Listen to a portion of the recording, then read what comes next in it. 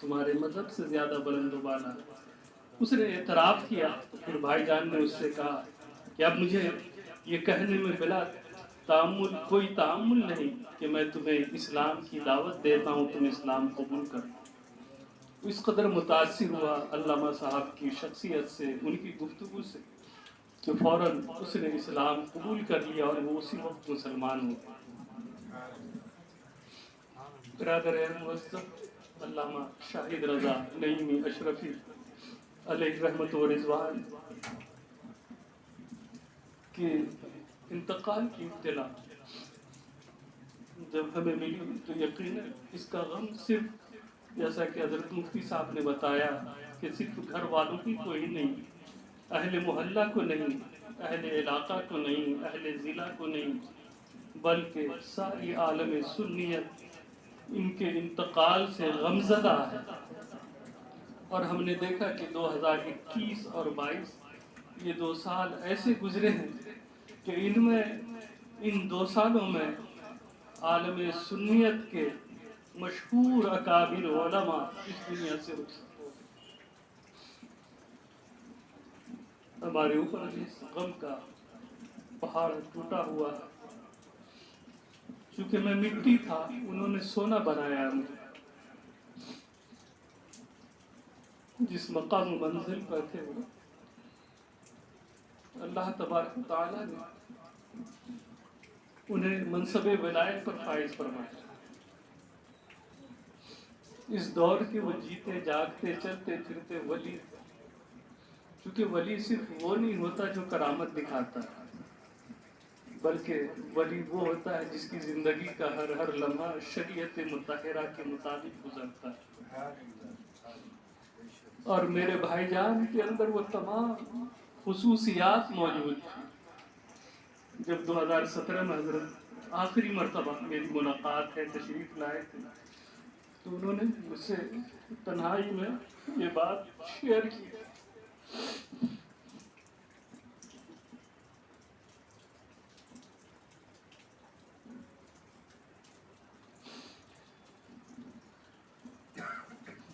اور فرمایا کہ بابو بہت ممکن ہے کہ یہ میرا آخری سفر ہو، تم لوگوں سے آخری ملاقات. میں نے اپنا وصیت نامہ تیار کر رکھا ہے جو ہمیشہ میرے تکیے کے نیچے رہتا ہے. میں نے اس میں یہ بات لکھی ہے کہ اگر میرا انتقال ہندوستان میں ہو تو اپنے آبائی قبرستان میں مجھے دفن کرنا، اور اگر انگلینڈ میں انتقال ہو تو لیسٹر کی جامع مسجد کے قبرستان میں میری تدفین عمل میں لائی جائے. میں نے کہا بھائی جان یہ آپ کیا کہہ رہے ہیں؟ بولے بابو جانا تو سب نے ہے ایک دن.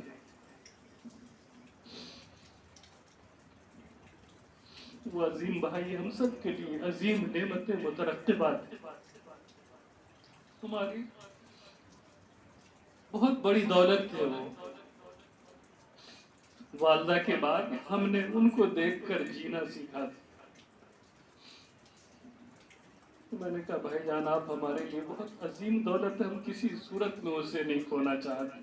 انہوں نے کہا کہ اللہ کا یہی فیصلہ ہے، ہر شخص کو جو آیا ہے اسے جانا ہے، سب کو صبر کرنا ہوگا. لیکن تمہیں یہ بات کسی سے شیئر نہیں کرنی، میں صرف تم سے کہہ رہا ہوں. جس نے اپنی موت کی تیاری اتنے پہلے سے کر لی ہے اس کی ولایت میں کیا شبہ کیا جا سکتا. اور میرے بھائی جان نے حضور غریب نواز کی سنت کو بھی زندہ رکھا، مخدوم سمنا کی سنت کو بھی زندہ رکھا. میرے والد ماجد مفتی حبیب اللہ علیہ رحمت و رضوان کی سنت کو زندہ رکھا. وہ اس طرح سے کہ میں یہ عرض کروں، آپ جانتے ہیں غریب نواز کہاں سے تشریف لائے؟ سنجر سے تشریف لائے. اللہ کے حبیب نے حکم دیا اے معین الدین ہندوستان جائے، وہاں دین کی تبلیغ کیجیے، دین کا کام دیجیے، دین کو پھیلائیے. غریب نواز سنجر سے چل کر ہندوستان تشریف لائے اور یہیں کے ہو گئے، رہ گئے. یہیں آپ نے اپنی آخری قیام گاہ کو بنایا. مخدوم سلطان بادشاہ چھوڑی، سلطنت کو چھوڑا، اور چھوڑ کر اللہ اور اس کے حبیب کے حکم پر ہندوستان کی چھوچا مقدسہ تشریف لائے، دین کی خدمت کی، دین کو پھیلایا، لوگوں کو گمراہی سے نکالا، اور غریب مخدوم سمنا نے بھی اپنی آخری قیام گاہ ہندوستان کے کچھوچا شہر کو بنایا۔ میرے والد ماجد حضرت مفتی محمد حبیب اللہ نعیمی علیہ رحمت و رضوان بھاگلپور کے ایک چھوٹے سے گاؤں سے تعلق رکھتے تھے، جہاں نہ آج بھی نہ ٹھیک طریقے سے سڑکیں بنی ہوئی ہیں، نہ بجلی ہے نہ پانی ہے۔ ایسے پسماندہ علاقے سے نکلے اور جامعہ نعیمیہ مراد آباد میں تعلیم حاصل کرنے کے لیے پہنچے، اور تعلیم جب حاصل کی تو دوران طالب علمی میں ہی اپنے استاد صدر الافاضل فخر الاماثل حضرت مولانا سید محمد نعیم الدین مراد آبادی علیہ رحمت و رضوان کے چہیتے شاگرد بن گئے۔ اور یہی وجہ ہے کہ آپ کے وصال کے بعد حضرت مفتی محمد حبیب اللہ نعیمی علیہ رحمت و رضوان بھی جب ان کا وقت آیا تو والد ماجد علیہ رحمت و رضوان بھی اسی ادارے میں شیخ الحدیث، صدر، مدرس، شہر قاضی تمام منصب پر فائز ہوئے۔ سرکار کلاں کی نگاہ کرم، سرکار کلاں بھی والد ماجد علیہ رحمت و رضوان سے بے پناہ محبت فرماتے، خلافت عطا فرمائی، اور والد ماجد علیہ رحمت و رضوان نے بھی اپنے وطن سے دور، اپنے عزیز و اقارب سے دور، اپنے بھائی بہنوں سے دور جامعہ نعیمیہ مراد آباد کو اپنی آخری قیام گاہ بنایا، بلا تشبیہ و تمثیل۔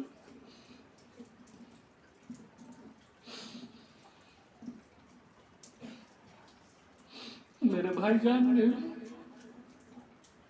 صرف گھر نہ چھوڑا، شہر نہیں چھوڑا، ملک بھی چھوڑا، سب کو چھوڑ کر اتنی دور جا کے دین کی تبلیغ کی، اور اپنی آخری قیام گاہ بھی اسی ملک کو بنا دیا جہاں انہوں نے اپنی زندگی کا بیشتر حصہ گزارا۔